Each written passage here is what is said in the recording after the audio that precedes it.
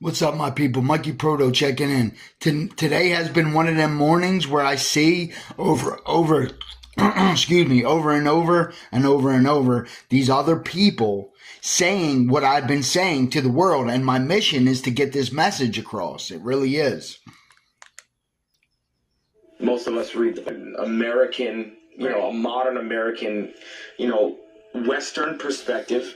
And so for us, when we read Genesis chapter 1, we're essentially reading an account where God makes something out of nothing, right? And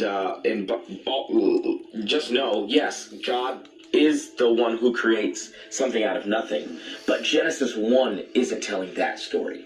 Genesis 1 is actually telling a way more fascinating story. And any ancient Jewish person would have understood Genesis 1 not as a story of God creating something out of nothing, but God creating order out of chaos. Okay, Genesis 1 starts, and God created the heavens and the earth, and the earth was formless and void. And the Spirit of God was hovering over the surface of the deep. What's the deep? Well, it's the abyss. It's the chaotic, watery abyss. And then there's darkness. And then there's the waters. His Spirit's over the waters. Okay, so we got the deep, we got darkness, we got waters.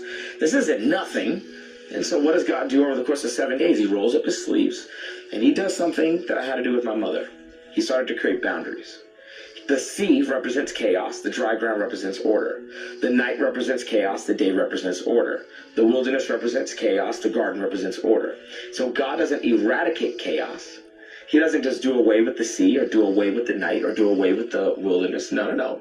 He creates a boundary, and he says that order is going to begin to govern chaos. We assume that the Garden of Eden is perfect. Yes, that's right. It's a massive assumption that we make. We even preach it all the time. It's perfect. It's perfect. It's perfect. Yeah. But God never called it perfect. Genesis doesn't call it perfect. There's a word that God used for it. Called it good. Called it good. Good. Okay. And guess what good means? Good means there's a beast in there that's ready to tempt you. God says that's good. Good is work. Good is like there's a job to do. Okay, so if God...